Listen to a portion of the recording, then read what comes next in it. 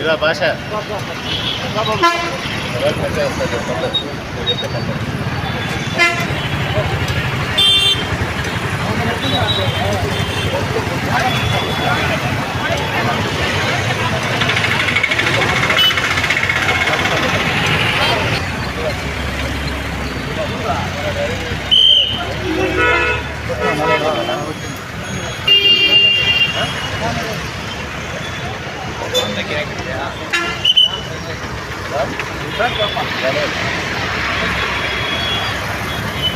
Mobile number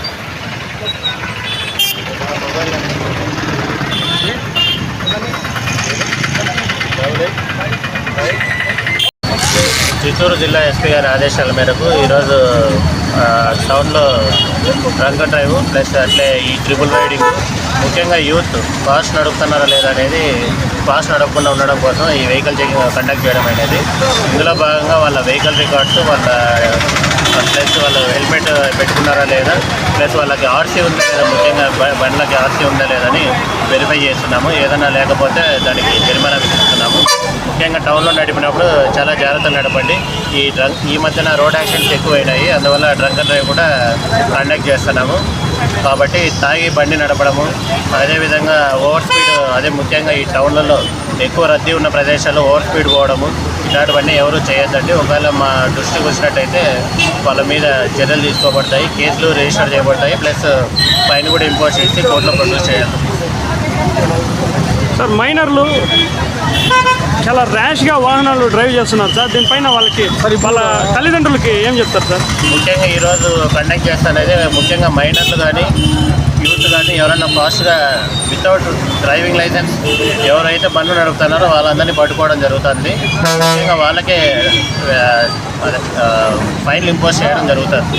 ఎందుకంటే వాళ్ళ వల్లే ఈ టౌన్లలో ముఖ్యంగా ఎక్కువ ప్రమాదాలు జరుగుతున్నాయనే ఉద్దేశంతో చేయాల్సి వస్తుంది.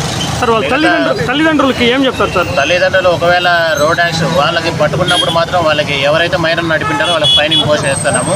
ఒకవేళ వాళ్ళు రోడ్ యాక్సిడెంట్ చేసి ఇట్లా అయినట్టయితే వాడి మీద కేసు అవుతుంది. ప్లస్ వాళ్ళు మైనర్లు బండి ఇచ్చినందుకు మైనర్ల మీద తల్లిదండ్రుల మీద కూడా కేసు బుక్ చేసి కోర్టులో ప్రొడ్యూస్ చేస్తాం. ఇప్పుడు కోర్టులో రికార్డు ఫిల్అప్ చేసి రికార్డెడ్గా వాళ్ళకి ఎఫ్ఐఆర్ అయిందనుకో రికార్డెడ్గా వాడి పేరు మీద ప్లస్ వాళ్ళ తల్లిదండ్రుల పేరు మీద కూడా రికార్డెడ్గా ఎఫ్ఐఆర్ అయి ఉంటుంది. కాబట్టి దయచేసి మైనర్లకు బండ్లు ఇవ్వడము ఇట్లాంటివన్నీ చేయొద్దు.